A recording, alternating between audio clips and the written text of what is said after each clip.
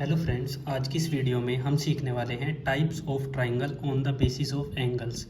Angle के base पर triangle के कितने टाइप होते हैं। इससे पिछली वीडियो में हमने टाइप्स ऑफ ट्राइंगल किए थे, वो भी किसके बेस पर, साइड्स के बेस पर। तो यहाँ पर एंगल्स के बेस पर इसको करते हैं। तो देखिए, एंगल के बेस पर जो ट्राइंगल्स होते हैं वो तीन तरीके के होते हैं। पहला होता है राइट एंगल ट्राइंगल, दूसरा एक्यूट एंगल ट्राइंगल और तीसरा होता है ऑब्ट्यूस एंगल ट्राइंगल। यहाँ पर हम तीनों की प्रॉपर्टीज डिस्कस करेंगे और देखेंगे कि तीनों में डिफरेंस क्या होता है। तो देखिए, सबसे फर्स्ट प्रॉपर्टी हम पहले डिस्कस कर लेते हैं तीनों ट्राइंगल में। अब देखिए यहाँ पर क्या होगा, जो हमारा राइट एंगल ट्राइंगल होता है, ये हम राइट एंगल ट्राइंगल क्यों बोलते हैं, क्योंकि इसमें कोई भी एक एंगल 90 डिग्री होगा। ठीक है, तो हम पहली प्रॉपर्टी लिख सकते हैं, only one angle is equals to 90 degree. एक एंगल हमारा कोई भी 90 डिग्री होगा। ठीक है, तो यहाँ पर ए बी सी एक ट्राइंगल है और इसमें बी पर 90 डिग्री है, तो इसलिए ये एक राइट एंगल ट्राइंगल है। अब देखिए, पहली प्रॉपर्टी हम डिस्कस करते हैं एक्यूट एंगल ट्राइंगल की। तो एक्यूट एंगल ट्राइंगल में क्या होता है, एक्यूट एंगल में होता है कि सारे के सारे जो हमारे एंगल्स होंगे वो एक्यूट एंगल होंगे। ठीक है, एक्यूट एंगल भी बताऊंगा मैं क्या होता है। पहले हम लिख देते हैं all angles are acute angle. ठीक है, तो अब देखिए एक्यूट एंगल होते कैसे हैं। एक्यूट एंगल हमारे 0 डिग्री से बड़े होंगे और 90 डिग्री से छोटे होंगे। यहाँ पर देखिए, जो हमारे तीनों एंगल्स हैं वो 0 डिग्री से तो बड़े हैं बट 90 डिग्री से छोटे हैं। तो हम यहाँ पर लिख सकते हैं 0 डिग्री से तो बड़ा होगा एक्यूट एंगल। सपोज करिए ये एक्स एक एक्यूट एंगल है, ठीक है, और छोटा होगा 90 डिग्री से, तो ये हमारा एक्यूट एंगल होगा। ठीक है, तो हमारे तीनों एंगल जो होंगे वो एक्यूट एंगल होंगे एक एक्यूट एंगल ट्राइंगल में। अब देखिए, बात करते हैं ऑब्ट्यूस एंगल ट्राइंगल की। तो यहाँ पर पहली प्रॉपर्टी इसकी भी डिस्कस कर लेते हैं। यहाँ पर क्या होगा, जो हमारा कोई भी एक एंगल होगा वो हमारा ऑब्ट्यूस एंगल होगा। तो सबसे पहले हम यहाँ पर लिख देते हैं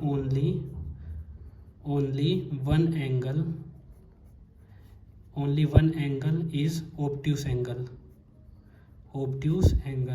अब देखिए, ऑब्ट्यूस एंगल होता कैसा है। ऑब्ट्यूस एंगल हमारा वो एंगल होगा जो कि 90 डिग्री से तो बड़ा होगा पर 180 डिग्री से छोटा होगा। यानी कि हम लिख सकते हैं 90 डिग्री से तो बड़ा होगा। सपोज करिए ये x जो है वो एक ऑब्ट्यूस एंगल है और छोटा होगा ये 180 डिग्री से। ठीक है, इसको हम ऑब्ट्यूस एंगल बोलेंगे। गाइस, यहाँ पर एक बात ध्यान रखना, यहाँ पर सारे एंगल एक्यूट होने चाहिए बट यहाँ पर कोई भी एक एंगल ऑब्ट्यूस होना चाहिए। ठीक है, तो यहाँ पर देखिए बी एंगल को देखिए, अगर मैं यहाँ से एक परपेंडिकुलर ड्रा कर दूँ, ठीक है, यहाँ पर मैंने परपेंडिकुलर ड्रॉ कर दिया, ये हो गया 90 डिग्री। और ये वैल्यू हम मान लेते हैं एक्स या वाई, कुछ भी मान लीजिए। सपोज करिए ये वाई है, वाई डिग्री।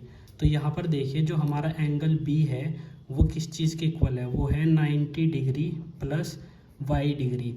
यानी कि 90 डिग्री से बड़ा है जो एंगल बी है, वो 90 डिग्री से बड़ा है, क्योंकि 90 डिग्री में वाई डिग्री ऐड हो रखा है। यानी कि वो कौन सा है, ऑब्ट्यूस एंगल है। तो एंगल बी हमारा ऑब्ट्यूस एंगल है यहाँ पर। ठीक है, आप ऐसे भी देख सकते हैं। अब डिस्कस करते हैं हम पाइथागोरस थ्योरम को।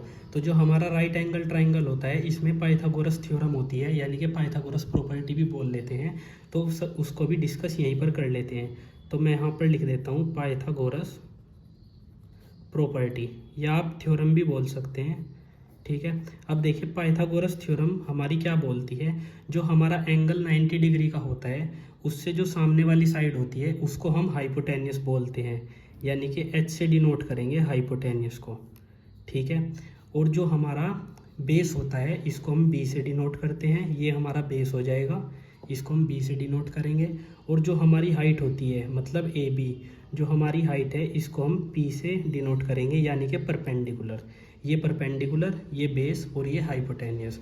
तो पाइथागोरस थ्योरम क्या बोलती है कि जो हाइपोटेन्यूस का स्क्वायर होता है वो इक्वल होता है अदर टू साइड के स्क्वायर के सम के। ठीक है, यानी कि A B square plus B C square. ठीक है, तो हम यहाँ पर H square is equals to A B square की वैल्यू क्या है, पी स्क्वायर, यानी कि परपेंडिकुलर का square, plus B C square की वैल्यू क्या हो जाएगी, बेस का स्क्वायर, यानी कि बी स्क्वायर। तो जो हमारा एच स्क्वायर होता है वो P square plus B square के बराबर होता है। ठीक है, यहाँ से आप कोई भी वैल्यू निकाल सकते हैं। हमें दो चीज़ की वैल्यू दे दी जाएगी और हम तीसरी चीज़ की वैल्यू निकाल सकते हैं। अब देखिए इसका एरिया क्या हो जाएगा, जो हमारा राइट एंगल ट्राइंगल है इसका एरिया क्या हो जाएगा, 1/2 इंटू बेस इंटू हाइट।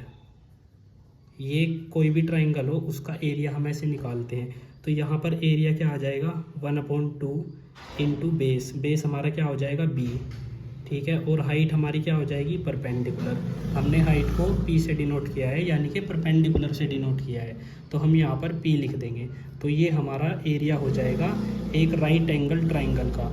अब बात करते हैं एक्यूट एंगल ट्राइंगल में। तो एक्यूट एंगल ट्राइंगल में बस एक प्रॉपर्टी होती है कि हमारे सभी एंगल एक्यूट एंगल्स होने चाहिए, और यहाँ पर क्या होगा कि हमारा कोई भी एक एंगल ऑब्ट्यूस एंगल होना चाहिए। ठीक है, अभी हम यहाँ पर एक प्रॉपर्टी और लिख सकते हैं कि जो हमारा एंगल सी होगा, angle C plus angle A, ये दोनों एंगल हमारे 90 डिग्री से छोटे होंगे।